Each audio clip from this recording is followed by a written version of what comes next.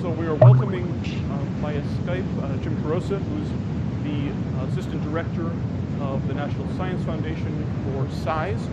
So this is both the group that organizes GENI and a wide variety of other projects, both in network science and in cyber infrastructure. And Jim is a long-time friend of GENI, and it's great to have his face looming behind me. Hi, Jim.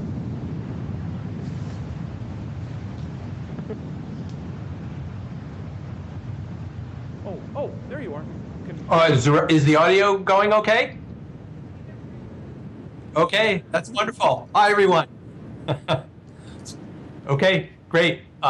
So greetings from Washington, D.C., everyone. I'm really sorry I can't be there, but on behalf of everybody here at NSF, I wanted to welcome everybody to the 24th GENI Engineering Conference. You know, I was thinking, I remember being at meetings before the GENI Engineering Conferences started and being at the very first one, and some of the recent ones at Salt Lake City, at Poly in New York, when it was in DC last year. And I'm really sorry I couldn't make it to this one. But anyway, through the wonders of modern networking, I can actually have a little bit of telepresence there, which is great. I wanted to start off by thanking a number of folks. I think the audio is not too good hearing you folks, but I could tell that was Mark Berman talking in advance. So thanks to Mark and to Chip Elliott, and to Nikki Raga, and all of the folks at the GPO for their leadership in the community. I mean, not just this GEC, but all the ones before that. And I made some remarks when the GEC was here in Washington last year that it's been phenomenal the way the GPO has really been able to build a community around GENI, and the number of people involved and things like the GENI Engineering Conference, the education activities that have happened around GENI. I think when I remember the discussions about GENI in 2007 and 8, it was really almost hard to believe that there could be the kind of collaboration and community forming that the GPO has done. I mean, they've just done a tremendous job on that. I can't see Violet there, but I'm sure that Violet Sorodiuk is there somewhere. So hi, Violet. Thank you for your work in organizing GEC24 at Arizona State University. I'm really a big fan of Violet's research and education activities and the stuff that she's done in GENI, and now she's done service as well. So that makes it a triple play for you, Violet. So thanks very much. The audio still coming through okay? Okay, great. So I want to just make a couple of comments about GENI in general, or GENI in particular, and maybe GENI in general and the future. So, you know, it's been since 2007 when NSF was first making investments in GENI, and I remember writing my very first GENI proposal as a faculty member at the University of Massachusetts in 2007. And it's just been amazing for me, and I know folks here at NSF are really appreciative of everything that's happened in GENI, the ability to build an at-scale virtual laboratory for networking experimentation. I talked before about the number of people who've been involved, but the fact that 60 universities on campuses across the United States and partnerships with 30 countries around the world, the partnerships that have been built with tech companies here in the United States and abroad. So, I mean, that's really been wonderful. And, you know, in government, people always talk about metrics, you know, so how do you know if you're being successful? I think the fact that, you know, more than 3,500 researchers around the world have used GENI to conduct their networking and scientific experiments sort of speaks to sort of a number which talks about success. The fact that there have been more than 100,000 experiments run on GENI, another indication of that. So it's clear that GENI's making an impact you know, on the research that we do. But I think that GENI has also had sort of a second impact, which in some ways is more conceptual and maybe a little bit more pragmatic or programmatic. as well. You know, this whole notion of being able to slice end-to-end to do end-to-end experimentation, but also virtualization end-to-end. So I think, you know, we really started out being focused on the network and then have gone to the edges and the ability to slice end-to-end.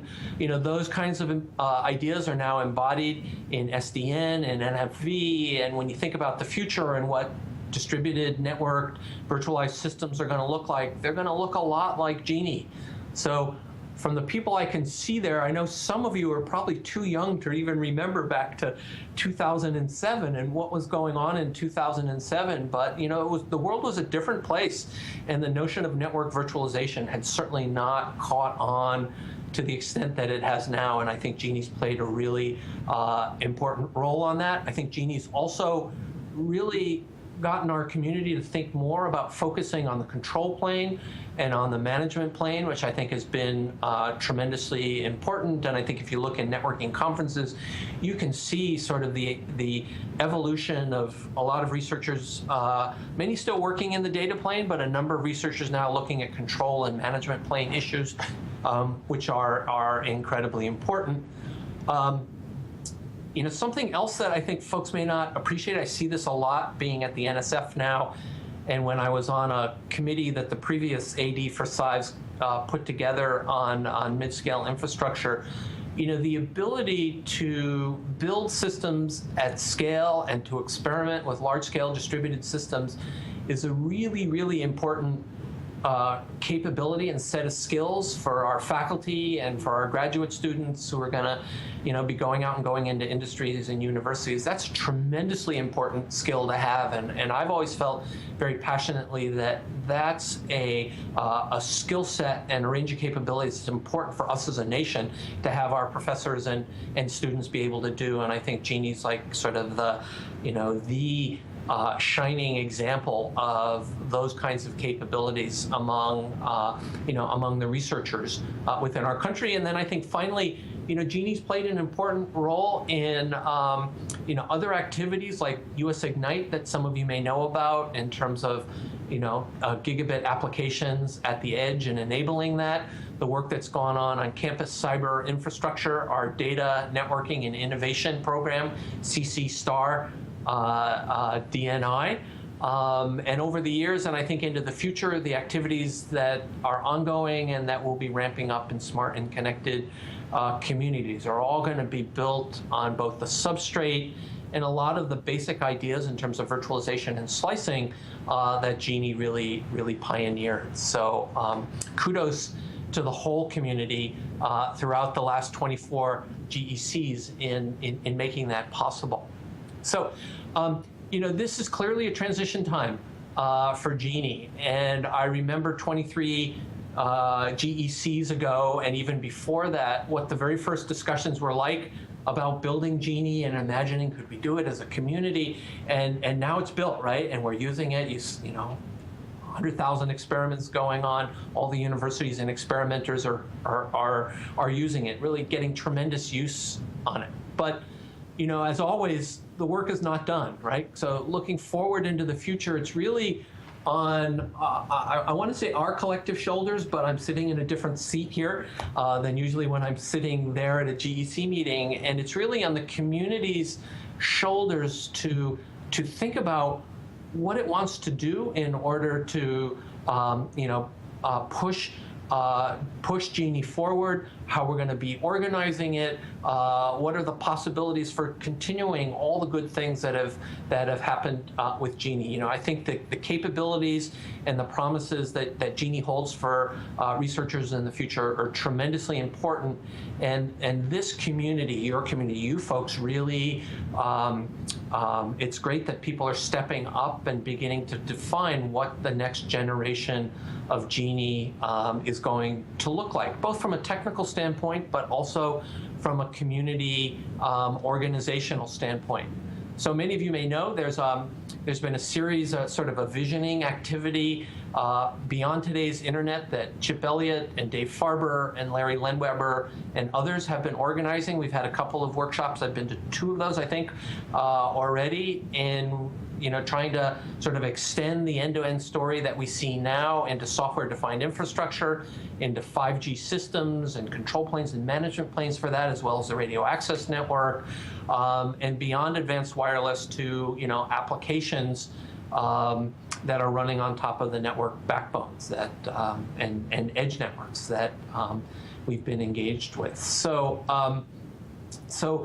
we've done great things, and it's an important time for everybody here to really be involved in the community in defining the path forward. I want everybody there to know that we at NSF really, really understand the importance of experimental research infrastructure. It's incredibly important to our research community, to NSF, and honestly to the country as a whole, that we at NSF are responsive to the needs of the community. And really NSF among all of the federal agencies is really unique in the really close ties that we have to folks in the community. So Jack Brazel, who's there, myself, all the program directors here, many of us have been engaged in research in this community and maintained tight ties to the community, through visioning exercises and the workshops that I was just talking about. So NSF is very responsive, I believe, to the needs of the community, and we're also committed to supporting GENI and the broader ecosystem that's now building on top of GENI. So everybody there is a networking person, right? You know that the fate of being a networking person is no matter what you do, somebody's going to build something on top of you, right? And extend the kind of things that you're doing. And so GENI's been incredibly important for the broader networking and systems research ecosystem. It's been playing a central role there, and it's important that it plays a central role there moving forward in the future. So, we at NSF are counting on the community, you folks, and others to determine what that best future looks like, organizational structures, technical goals, sustainability for GENI and other infrastructure. So, into 2018 and beyond them. So, I guess with that, and a call to continue to lead and continue to be involved. Maybe I'll just close here. I want to thank all of you again for all of the work, and a shout out again to Violet and all the folks at the GPO. I think Jack Brazel from NSF is there. Jack's doing an awesome job as a program director here in our CNS division. So Jack, and I don't know if Thiaga or Darlene or Wenjin or others are there, but so I've been in the networking community for 30 plus years, and I've always felt really good that we had really awesome program directors here and people who knew the community and were from the community, and that continues to be the case. So thank you again to all of you. Those of you who are organizing this particular GENI Engineering Conference, to the GPO folks, to the NSF folks that are there. I hope you all have a great GENI Engineering Conference, and I'm sure I'll be seeing many of you at some point in the not too distant future. So I hope you have a great conference, and thank you again to everybody.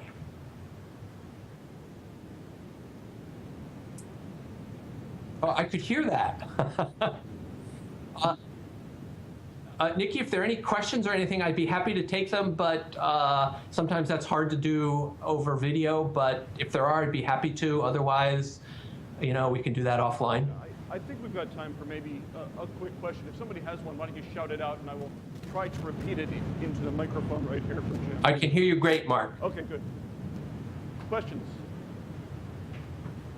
Your opportunity. So, I gave a talk yesterday. I was visiting Missouri University Science and Technology. I was giving a talk, and I asked, were there any questions? And I threatened, which I do it when I teach, to get down on my knees and beg for questions, because it usually will at least get one question if you're down on your knees begging. So I'm going to sit in this chair. I'm not going to get down on my knees, but if there are any questions, I'd love to hear them, or comments even. Okay.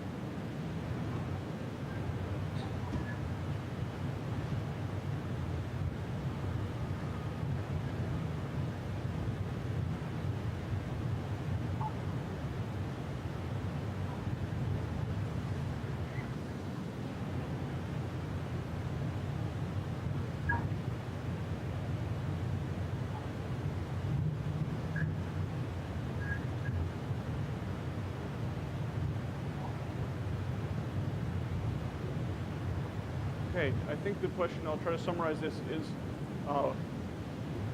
do you contemplate any comprehensive, long-term, multi-year international thrusts that would help to integrate test beds here and test beds abroad? Did I get that question about right?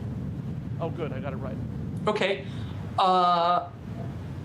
So absolutely, let me say that I was in Japan last week. I'll be in Europe 3 weeks from now to discuss exactly some of those kinds of possibilities. You know, my guess, if I had to guess, is that some of those test beds will be built in support of, you know, maybe or to enable sort of next generation application capabilities. So I'll just pick one off the top of my head. So for instance, smart and connected cities or smart and connected communities, that there may be possibilities there. I mean, if you think about the wireless infrastructure, you think about you know, the ability to slice, the concerns about how one would manage resources in the control plane, edge clouds close to the edge.